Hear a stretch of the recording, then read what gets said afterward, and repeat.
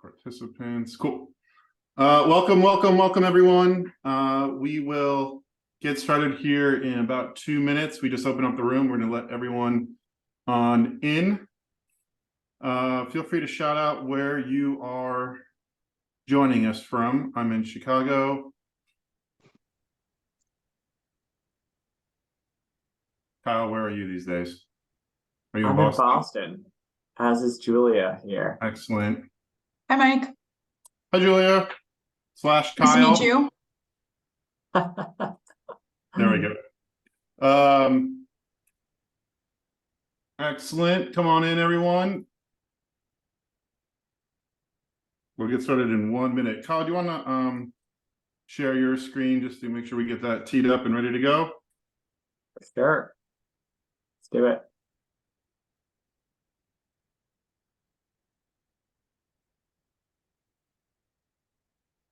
Awesome. Yeah. Look okay? Green, looking great. Come on in.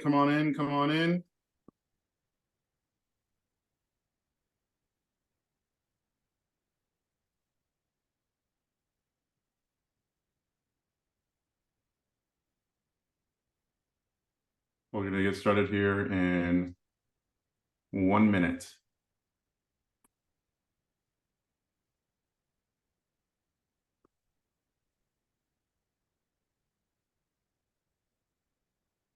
And Mike, what's the weather like where you are? Is it nasty? We're getting some pretty bad. It's 54 and sunny today. It's beautiful. So I'm jealous. I'm going to go on a walk later today and enjoy some fresh air. But we have a nice fall, crisp day in Chicago.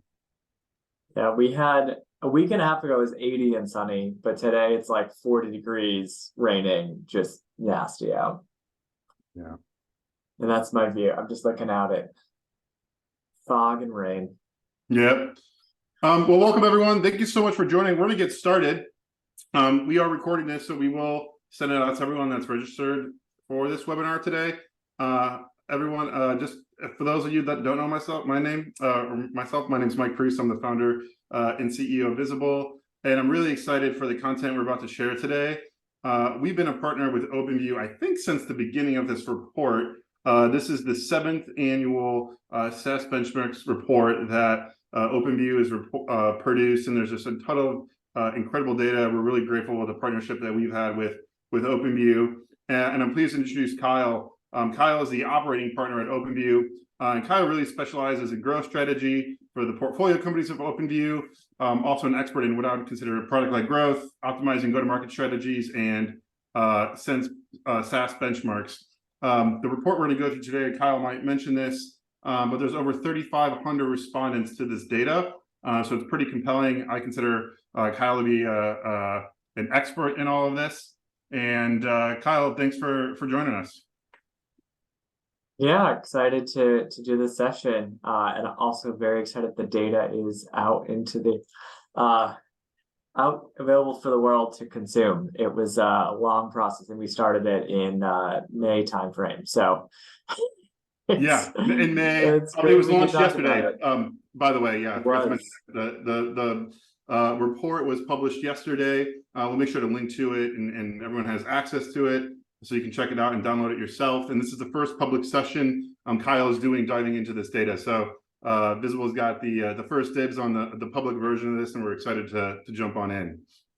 Yeah, hot off the presses. Awesome.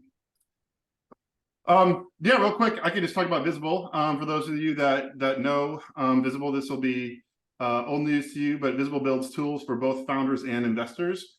We build products for founders to share investor updates, manage a fundraising process, track key KPIs like SaaS metrics within your Visible account, and we build products for investors.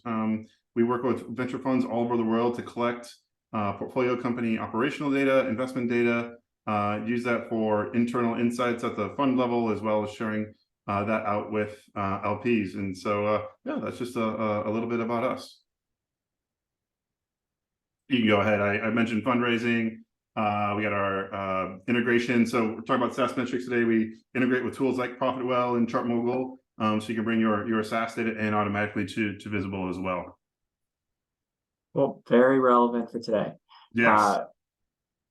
Cool. Well, diving into the benchmarks, and so as Mike mentioned, I've been with OpenView about 7.5 years, and one of the first things that our portfolio companies started asking me about was like, what does good look like in terms of growth, net dollar retention? How many people should I have on the sales team, on marketing? What percentage of revenue should be going towards different areas? What's a good gross margin, right? All these questions come up, and historically in SaaS, there was very good data available on public company performance, but for those companies that are $1 million ARR, 2 million, 5 million, there's just much less visibility, and that's when it's really critical to be able to plan appropriately for your business, plan hiring, plan cash flow and burn and so on appropriately. And so we started this report 7 years ago, and now we have really great data longitudinally over time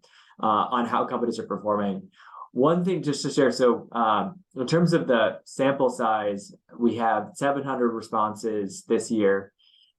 We got a mix across different types of companies and ARR ranges. The sweet spot is, I would say, the 1 to 20 million ARR range. That's the majority of the responses, but we cut the data anywhere we had confidence in the responses, which is usually we had about at least 50 or so responses in each subset that we cut the data on. So just some data hygiene there. The other thing to note is that the participants are not just OpenView portfolio companies, right? We only have about 30 active portfolio companies. We partnered with a number of other VCs as well as partners like Visible and Paddle to get a pretty wide cross-section of folks. So it is more US-centric companies, and we had data from folks that obviously have access to financial metrics of their company. Other thing to share is that benchmarks are a tricky topic, right? The data is really valuable for planning purposes and to understand just where you stand. But they're the map, not the route. So they tell you where you should go, but not the best way to get there for your business. It's also something that it's hard to manage your business around a benchmark. It might take weeks or quarters to move the needle, especially on metrics like CAC payback and net dollar retention. And so use this periodically as a checkpoint to see how you're doing and where to focus going forward. You'll also see, there's going to be metrics where you're maybe top tier, and then other metrics where you might be median or bottom quartile. And different investors and different just types of businesses have different, risk and return profiles. And so as you should be able to both understand like what great looks like, but also what are the metrics you're optimizing for, and is there alignment around what you're optimizing for across your board members? Because you're not going to be top quartile in everything, or it's very rare to be top quartile in everything. So where are you going to pick your battles? And the final thing is we have metrics in this report around things like growth rates, but also ARR per FTE, which is an increasingly important efficiency metric. But all these metrics it's like a multivariate equation, right? It's very complex. So if you optimize for ARR per FTE and like freeze hiring, that might minimize your ability to maintain hyper growth next year, right? And so there's trade-offs that are going to be involved in any of this data. So with that in mind, I figured I'll get to the point. What does it take to be top quartile, right? What's good and what does great look like? And so I'll start on the growth side. So here we're showing top quartile growth rates and by ARR band and what it looked like in 2021, 2022, and then this year's survey. And for context, the data was collected around July through August of each year. And so last year, companies were still growing reasonably quickly, right? It was around Q3 of last year when growth really started to decelerate. And now we've seen the results of that, right? The true impact of it. And top quartile growth rate has come down really across the board. And so for companies that are sub $1 million ARR, they've been hit the most acutely.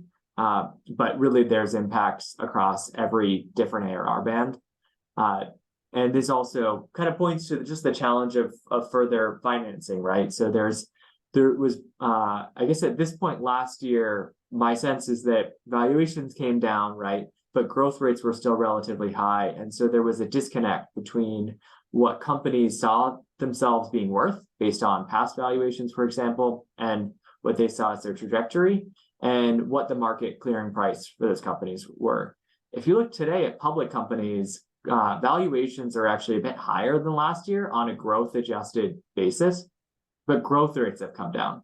And so it's a really different environment than we were looking at last year. And so today, when there's lower fundraising activities, it's often because companies are not necessarily demonstrating the characteristics that are kind of looked at by venture firms as historically like a venture-backed company mindset. So it's been a big change in the market year on year and compared to the year before. So these are top quartile growth rates.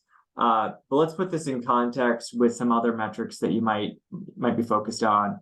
And so here, this is a bit of an eye chart, right? So there's a lot to digest here. We've split really core SaaS metrics, like employees, year-on-year growth rate, sales and marketing spend as a percentage of ARR, R&D spend as a percentage of ARR, gross margins, monthly burn, payback period, gross dollar retention, and net dollar retention. So we have in the bold is the median for each ARR band. And then the range shows you from the 25th percentile to the 75th percentile, right? So if you're above that 75th percentile, that's what puts you in top quartile or highest quartile. The thing that I would call out is if you look at things like top quartile growth rate, so growing 100% year on year, it's rare to see the top quartile growth rate with median, spend on sales and marketing or R&D. You tend to also see companies spending more, right? So higher burn rates and higher spend towards things like customer acquisition and product management. So I will pause here and folks can jump into the chat or the Q&A. We'll come back to this slide as well, but I do want to give people a minute to digest and see if there's questions about any of this data. Yeah, please send your questions in and we'll make sure we can either answer them live or towards the end of the Q&A section, but feel free to leverage Q&A chat if anyone has any questions. Matt, you just sent that out to only the host and panelists, just so you know. You gotta send that out to everyone. Very good. Kyle,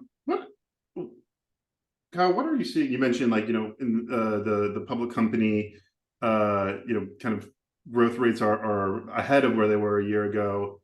Any indication of where things are, call it this past quarter heading into Q4 for private companies? Like, are things getting better or getting worse?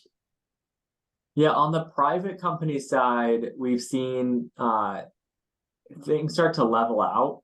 I haven't seen the last quarter getting worse than the quarter before, but it's not getting better, right? And so it's kind of continued growth, not negative growth, but decelerated growth from where things were. And there are some pockets of strength though. So one of the things we looked at is we tried to ascertain what companies were growing as fast or faster than they were last year. And that's about a quarter of the survey population. And we called those companies the outliers. And so at least we wanted to see, are there pockets of resilience or pockets of companies that are maybe really, you have some interesting characteristics that other people might be able to learn from. And might not surprise you that the number one driver being an outlier was being an AI native company. They were 3x as likely to be an outlier company. But these were actually only about 10% of all outliers. So it's a still relatively small share. Obviously, like an OpenAI is a classic example. They reportedly went from 30 million revenue last year to a 1-point-something billion revenue run rate this year. So clearly there's a lot of hype around AI products and a lot of revenue growth there. The other factor, though, is vertical SaaS. And so vertical SaaS companies represent about half of all outliers. And I think just the key takeaway there for me is Main Street businesses are earlier in their tech adoption, and there's plenty of demand for vertical specific applications. And so we saw a lot of growth, and that's consistent with what we've seen in our portfolio. But yeah, go ahead, Mike. Yeah, two questions, and Peter actually just wrote in, which I think is a good one to mention here, saying, hey, we're at 25 million in ARR. How rich is the data set at the end of this spectrum? Should we be comparing ourselves to the 5 to 20 million category? I think you mentioned maybe this on the intro, around the data set mostly being around 1 to 5 million, but yeah, I'll let you take a pass at answering Peter's question. Yeah, so 1 to 20 million is the core of the data set, but we did in the full report that we linked out to, there's a 20 to 50 million bucket and a greater than 50 million bucket. And we only showed buckets of companies where we thought we hit a statistically significant sample size. So you're looking at like roughly 50 to 70 companies in those buckets for larger companies. So it's not, like a universe of every company, but it's a relatively reasonable sample size that gives us a good kind of good understanding of where things are. Awesome, thanks. Duncan wrote in, CAC payback looks pretty disturbing. Am I interpreting that correctly?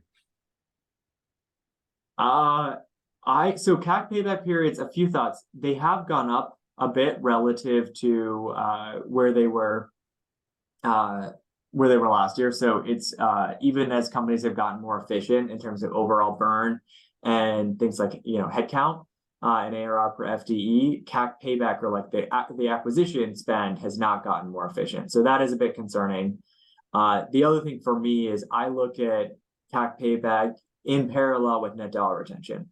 So if your net dollar retention is 120%, you can afford a pretty high CAC payback because you have a really sticky product that's going to expand over time, right? So you have a really amazing LTV. And so if you have a 120% net dollar retention product, 12, 18, even maybe even 24-month CAC payback might still be considered healthy. But if your net dollar retention is sub 100%, right, where those cohorts aren't growing, you generally want to be able to recoup that spend on sales and marketing a lot faster. And so what's a bit concerning to me is that balance of CAC paybacks are up slightly over last year, and that dollar retention rates are down pretty significantly from last year. So in terms of that like classic coin operated machine of SaaS, of like you put $1 in now and you hope that turns into $3 or $4 in the future, that equation is way less exciting or profitable than it was before, which is certainly concerning. Why? But I mean, probably the big question. I know there's a lot to that. Why is that happening? Why is it concerning? Oh, why is it happening? Why is it happening? Breaking down. Well, so again, not every company is created equal. Like there are these pockets of outliers, but I think what's happening in the market, from my view, is that customers are buying less software than they were a year or two ago, right? So there was a lot of pull for tech products in COVID, but now companies are scrutinizing their purchases a lot more, looking at things like duplicate spend on different vendors, and now consolidating vendors or just cutting areas that were less critical. And so it's harder to sell a new customer, like just takes longer just to close a deal. There's higher rates of no decision in the sales funnel. And then on the flip side, in terms of a lot of the software products sell to other software companies, right? And have been able to count on this steady growth in headcount. So if you sell 50 seats to 50 sales reps, you would hope your customers at the end of the year have 75 sales reps or 100. Well, this year, they might be cutting sales heads. And so there's a lot of compression in terms of licenses and seat counts or overall usage. And that creates big headwinds in terms of the ability to expand customers. Now, my sense for many products, if your gross dollar retention is healthy and you have a really sticky product, I'm okay with some short-term headwinds in terms of customers buying fewer seats, because you have a pretty solid case of making that back up once the economy rebounds. And so take some of these trends with a grain of salt, but it is a much more challenging economic environment right now to sell in than it was a year ago, certainly. Yeah.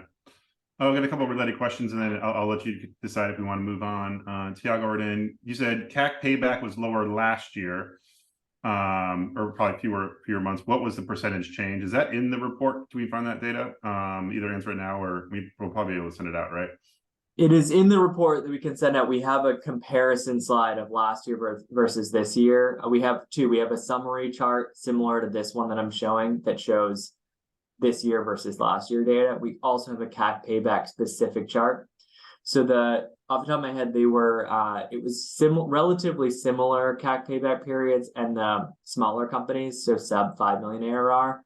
But CAC payback has increased especially for companies with north of 5 million ARR, and we're looking at like a few months, right? So a 3 to 5 month increase in CAC payback on as a median.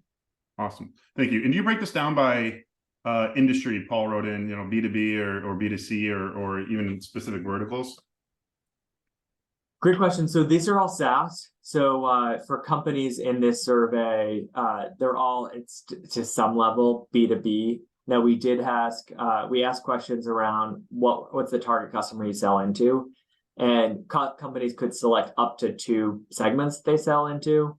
And so there was some representation of folks that have a consumer play along with a B2B play.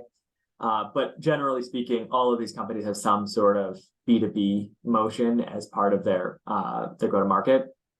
And in this data set, we don't have a whole lot of cuts in terms of like companies selling to enterprises versus SMB versus mid-market. One of the things we want to do as a follow-up that is on our radar for the next couple of weeks is to release a much more customizable cut of the data where people can run through and see, hey, what does this look like for companies below this ARR that sell to enterprise, right? And get much more customized SaaS benchmarks that are tailored to your particular business. And so stay tuned for that as a fast follow. Awesome, thank you.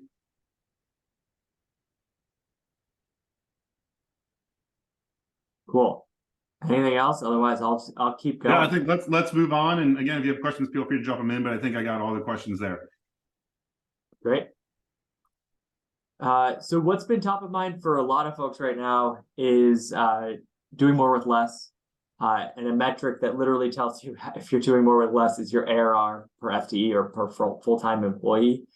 This is a metric that I'm honestly a little conflicted about. Like on the one hand, I love it because it's simplicity. It's of the simplicity of the metric. It's a metric you can't hide from, right? It's very black and white. You don't need to be a CFO to calculate it. People can really understand it.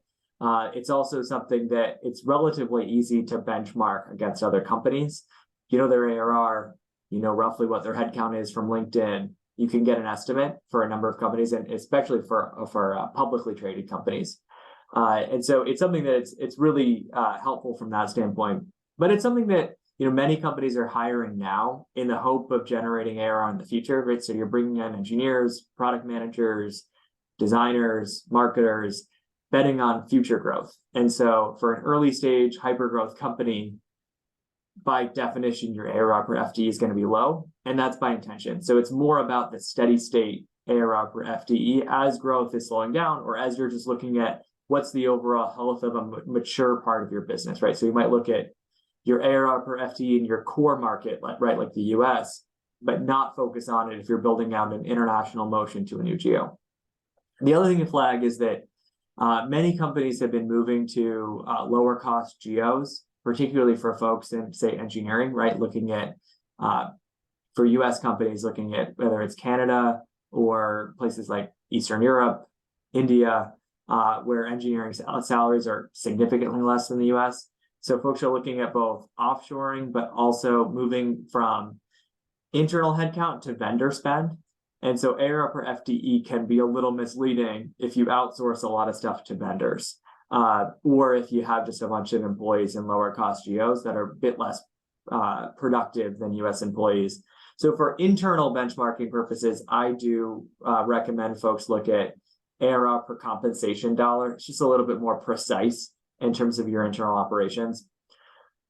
All those caveats aside, the long-winded caveat, here's what the data shows in terms of bottom quartile, median, and top quartile ARR per FTE. And this is broken down by those ARR bands. So less than $1 million, 1 to 5, 5 to 20, 20 to 50, greater than 50. These numbers are high, especially the top quartile numbers are significantly higher than they were last year. And so this is like much higher than I would have expected them to be. And so if you think about like the general rule of thumb is to exceed 200 to 250K as you're reaching scale, right? And then for companies that are going public, getting closer to that 300K ARR per FTE is sort of a rule of thumb for folks. But then there's the sky is the limit in terms of what's possible. When we've looked at companies in the public markets, there are companies that are, around a million ARR per FTE. I believe Dropbox is around, 700, 800K, right? So there are some companies that really stretch the limits of what's possible. My take is that part of why product-led growth is so appealing, or at least it's conceivably appealing, is because you can take things that would be normally done manually through BDRs, SDRs, AEs, onboarding specialists, and you can bring those into product-based solutions that are more self-service approach and really do more with less. So that's one angle that initially gets us excited about. We've seen a number of either bootstrapped or highly efficient PLG companies with high ARR per FTE, although that's not the norm for the average company with a PLG motion. Any questions or commentary on this data?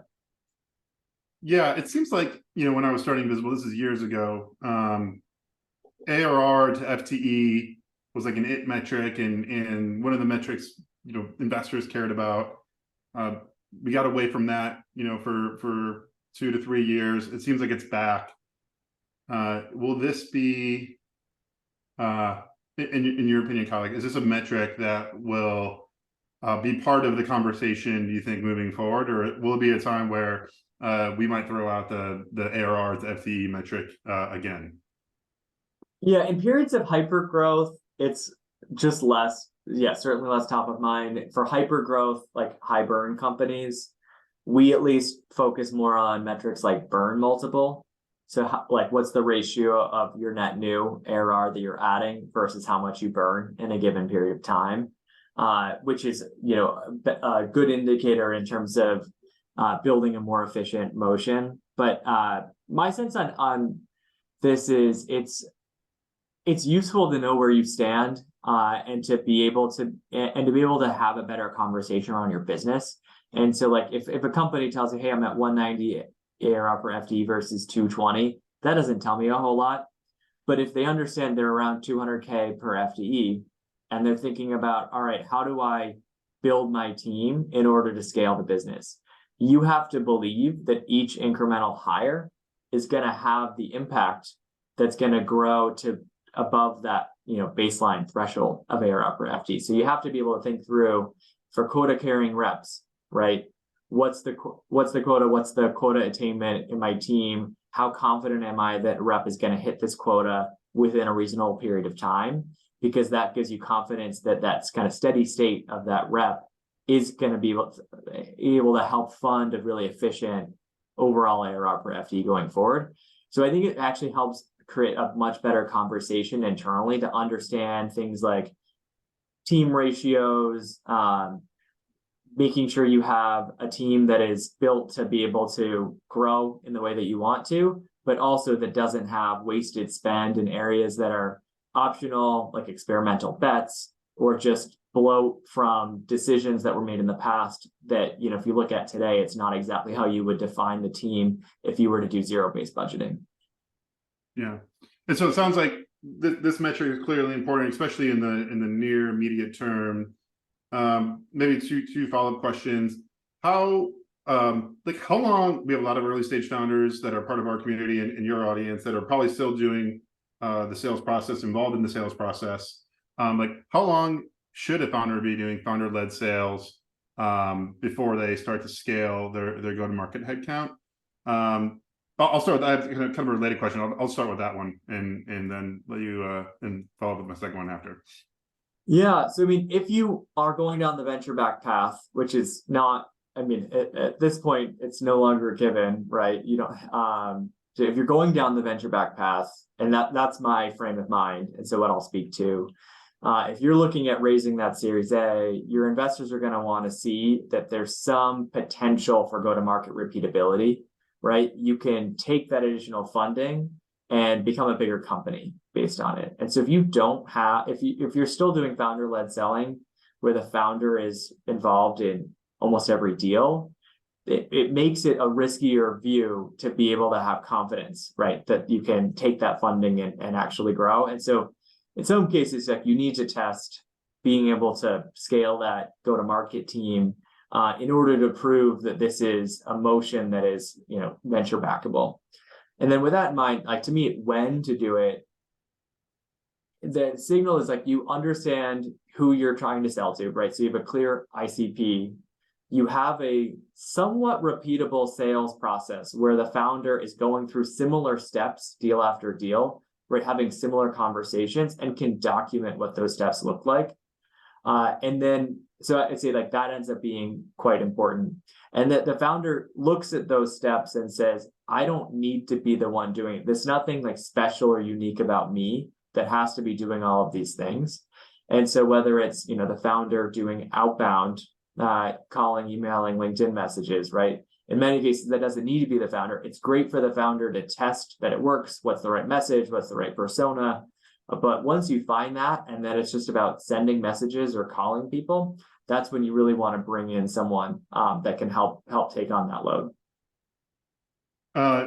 Makes total sense. We talked about AI and how that's been an outlier in the data. Are you seeing early stage companies leverage AI like more efficient go to market? Like, are they leveraging it to do some of the outbound things you mentioned, or have you seen people adopt that to become more efficient and raise this ARR to FTE metric?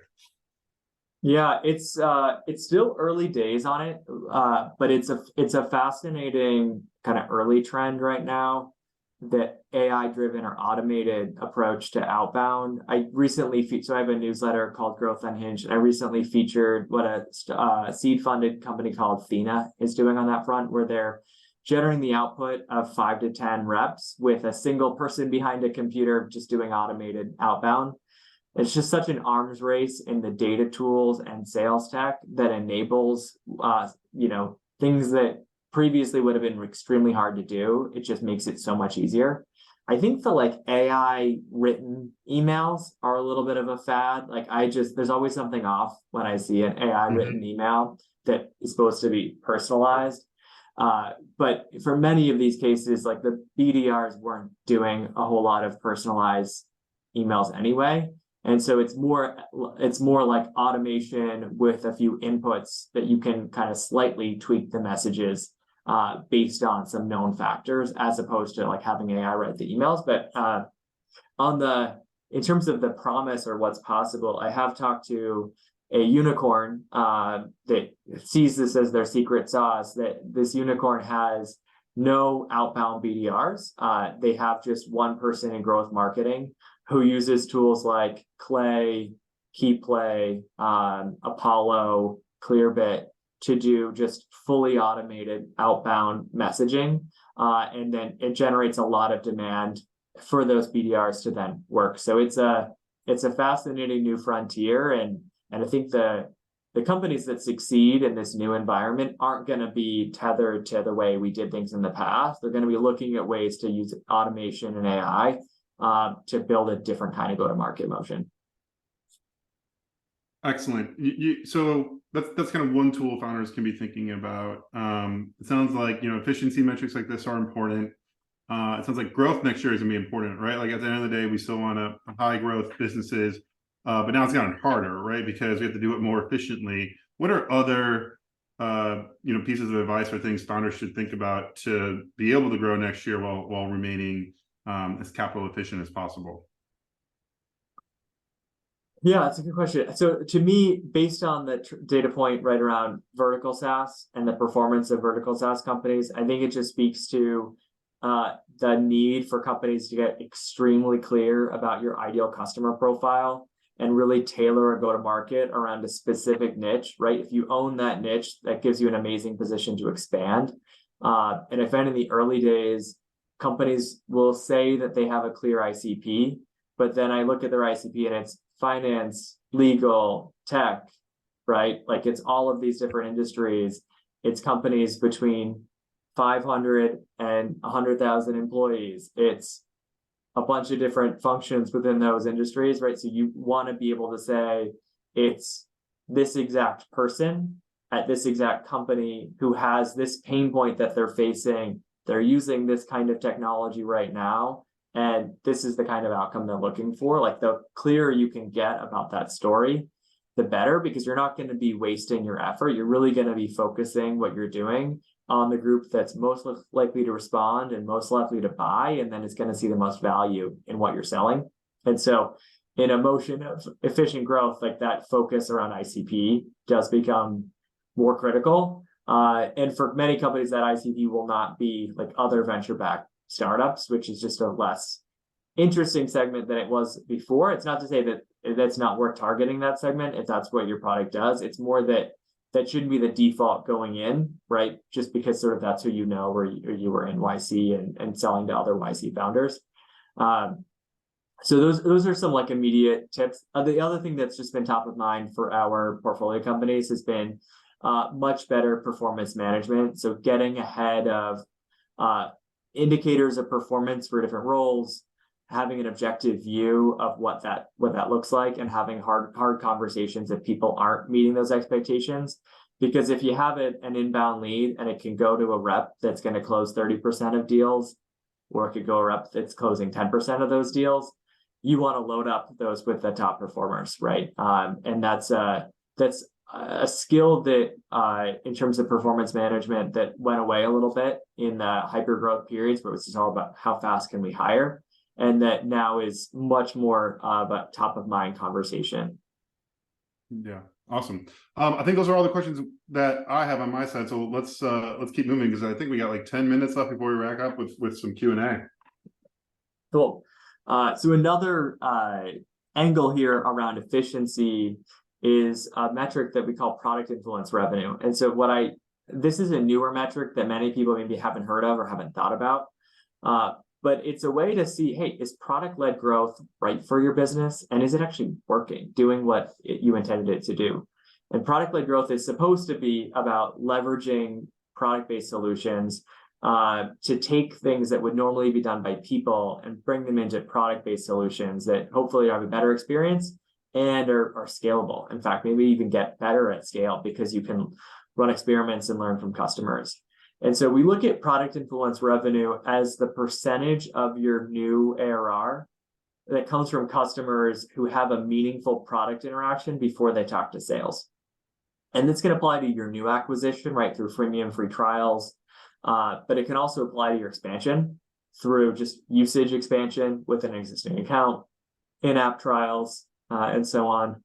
And even if you're not, classically self-serve, if you have things like an interactive product tour on the website that drives meaningful product engagement and then highly qualified leads for sales, I think of that as having product influence in terms of revenue. So looking at the data, companies that are more traditionally sales-led see a median of 5% of their revenue as product influence. But the top quartile see 35% or higher.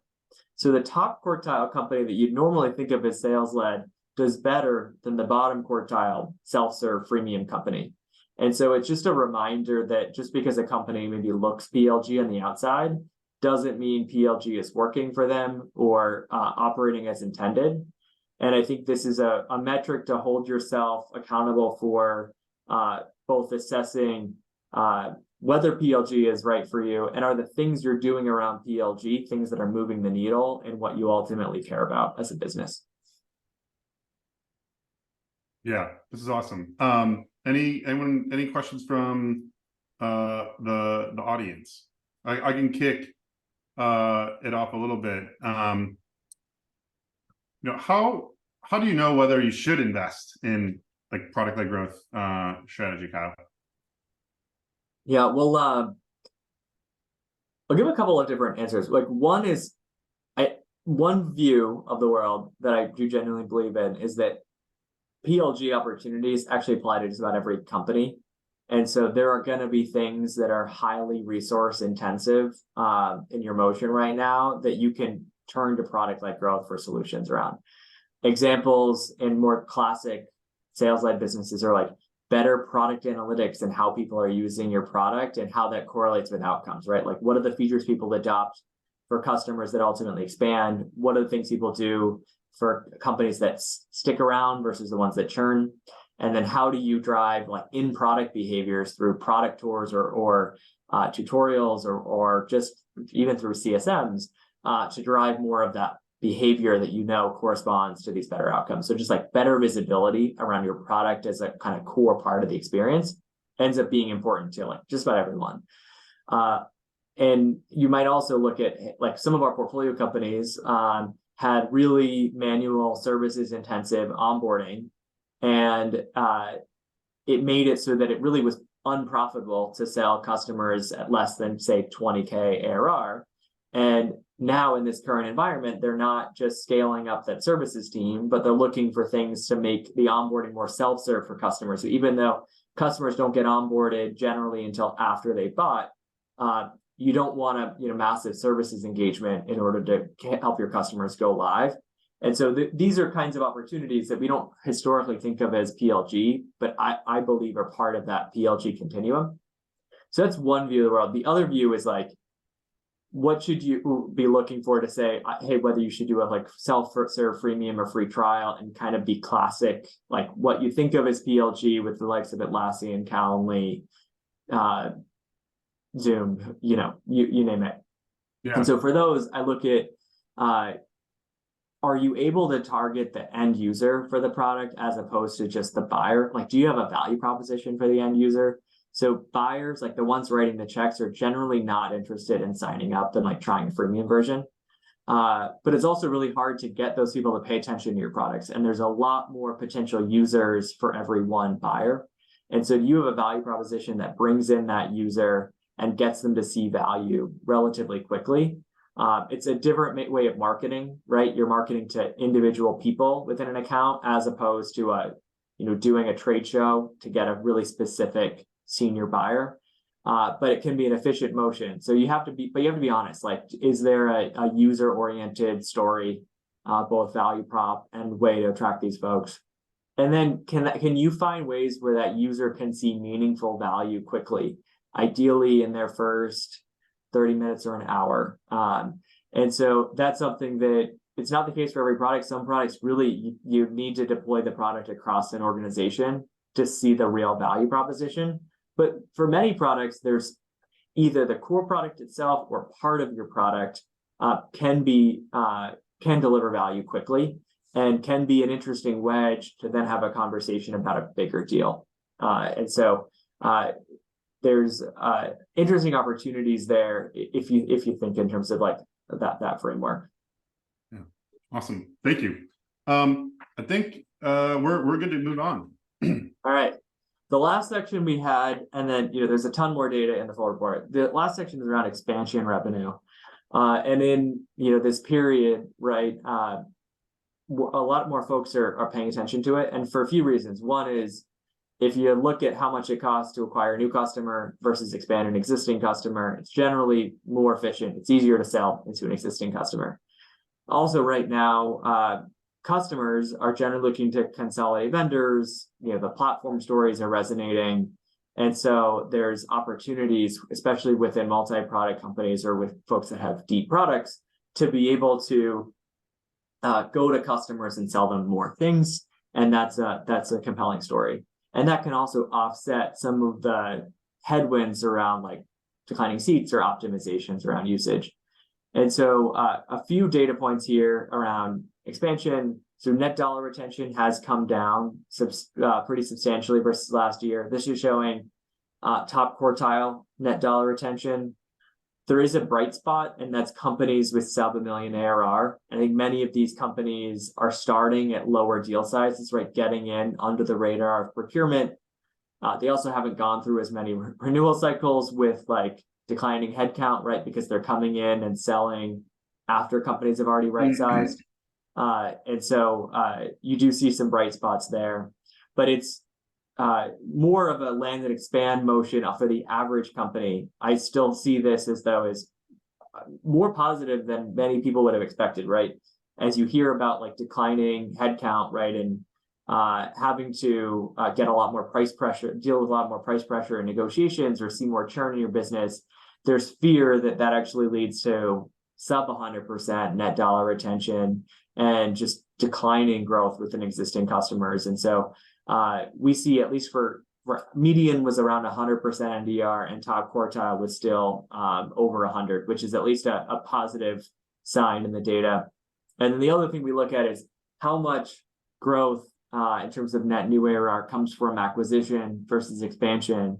So in the early days, sub $1 million ARR, it's really mostly net new. But then at scale, you're looking at more like 40% of your net new ARR coming from expansion. So it ends up being a really important part of your growth story. And it's something that companies don't pay as much attention to in the early days when they're focused on acquisition. And you need to set yourself up now in order to have an expansion motion to maintain growth in the future. And I think a big part of that is, your product strategy, right? Multi-product strategies, or having add-ons or expansion paths within your product, but also it's pricing and packaging. And do you have a value metric that tends to grow within your customer base? Have you found ways to incorporate usage-based models? And have you structured packages where instead of selling everything as a flat rate, you have tiers where you can expand customers as they have deeper feature and functionality needs? Let's talk about packaging and pricing, and how should I think about packaging and pricing? Like, how often should I be looking at packaging and pricing? Is it monthly, quarterly, annually? Like, I feel like it's one of those things that's, I know you say that's a lot, Kyle, it's overlooked. What are the best companies doing when it comes to how often they're looking at their pricing and packaging and updating it? Yeah. So for early stage companies, the sub $1 million ARR, I think you want to look at it really frequently. It doesn't mean change it every month, but a monthly conversation about it is important, because you're at that point getting really clear about who you're selling to. You have a lot more case studies in terms of the ROI story, the value proposition, right? You're much more confident in selling your product, and you've built a lot more features from where your MVP product was. And all that means there's an opportunity to at least test monetization. It's also easier to test new pricing when you're small than it ever will be at scale. It's just so much harder once you have a big sales team and you have a fixed value metric. And so in those early days, I do think monthly is good. I think the CEO ultimately makes most of the decisions on pricing, but you ideally want to have someone on the team that's thinking about it, right? That's doing some of the analysis around pricing, looking at like how many deals you lost because of price. How often are you discounting deals? What package, if you have multiple packages, what packages are you selling, right, to different customers? And if you sold a deal that's on the good plan and a good, better, best packaging strategy, did people actually expand from good to better to best, or did they just stay on good? So I think you want someone to be looking at that data and to be able to help inform changes. And it tends to be a cross-functional working group type of model where there's someone that leads the working group, is the person kind of tapped to spearhead pricing, but then you want input from marketing, from sales, from the founders, from finance, and so on. And that's the type of structure that I like as you get larger. But for larger companies, you might look at a meeting every couple of months or every quarter. That's a deeper meeting with like more data, because you're at that point you're changing pricing less frequently. You're more confident in what you're doing. You don't want much disruption for your customers, and so you're looking at either like periodic adjustments or how to incorporate new product functionality and have a path for monetization for those new products. Yeah, speaking of new products, I think you see a lot of products adding on some sort of AI component or add-on.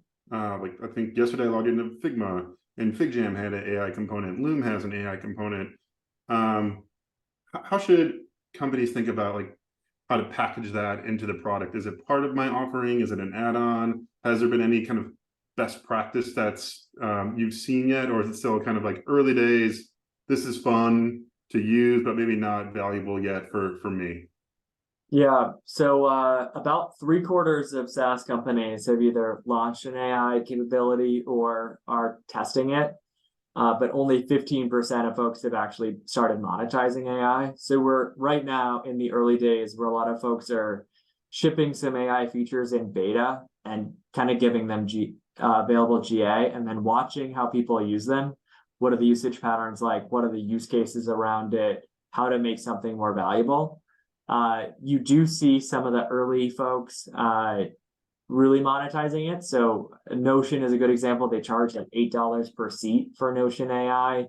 And they have a number of essentially free credits that's available for every account to try it out, right? To see value before they actually upgrade. Or an Intercom offered an AI product that resolves customer support cases. And the Intercom model is super fascinating. They charge like 99 cents per successful resolution to a case. And I think that usage-based model is really fascinating because in theory, you should need fewer customer support agents, right? If you have AI resolving cases.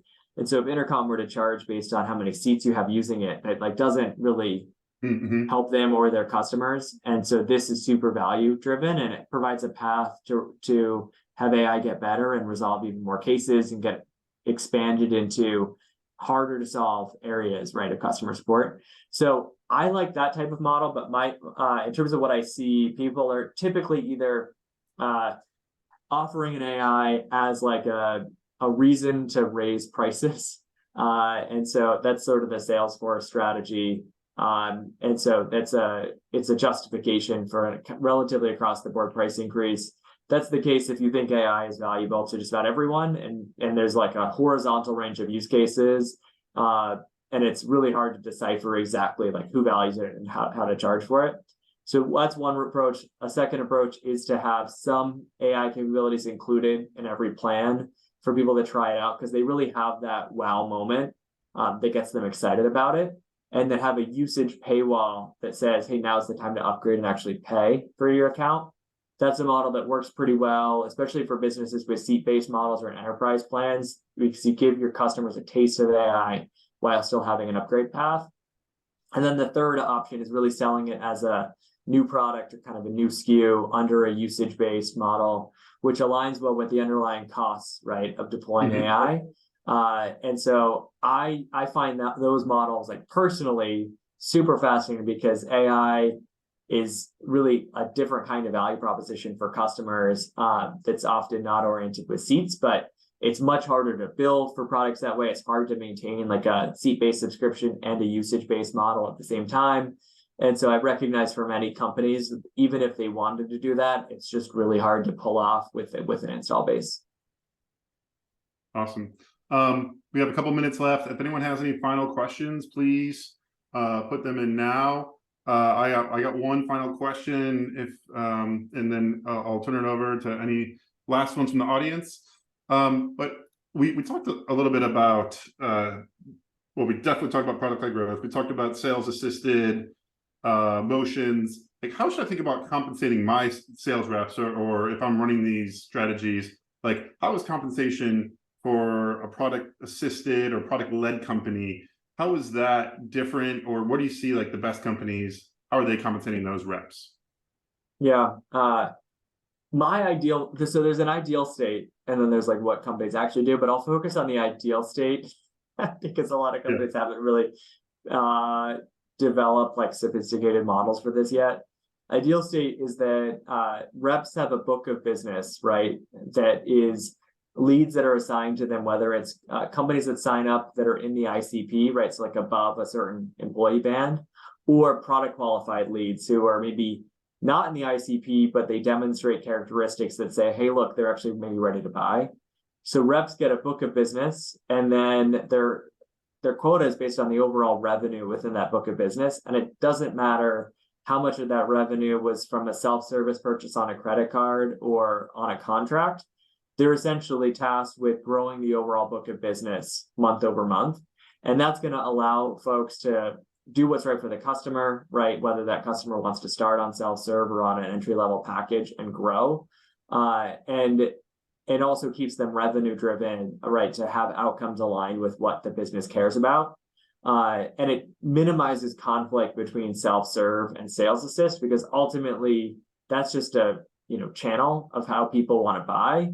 But the rep's job isn't really just to facilitate that final mile of the purchase, but to get the customer to see value in the product, understand how to use it, drive more champions internally, right? And advocate for that broader adoption. And so that's a model that I found working relatively well for our portfolio, and it's just like relatively straightforward in my mind. Awesome.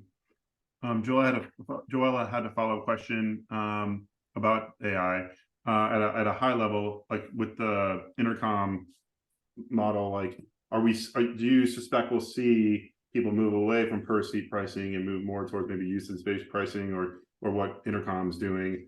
Like, are you seeing any trends yet with that? We're in the early days of it. There's certainly some examples. Right now, the norm is a little bit more of what I'd call hybrid pricing.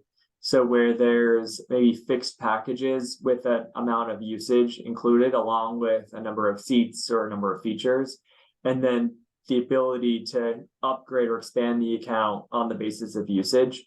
And so that tends to be where companies are heading to. There's some complexity with those models and just customers feeling like it's a bundle that has some things they really need and some things that they don't need. And it's hard to accommodate a bunch more products in that one big bundle. But that tends to be what's working right now to give customers a sense of like predictability over their bill, keep the initial purchase decision relatively simple, and then provide an expansion path as customers use the product more. Great. Kyle, thank you so much for joining us today, and for everyone that joined us and all the questions. We appreciate all of the work you're doing at OpenView and this report that's got so much great data for founders and SaaS companies. So thanks for joining us. We're looking forward to partaking in this again next year, and we'll make sure to send out this recording, the report, and any of the content we covered. But thanks everyone, and see you next time. Thanks everyone. See ya.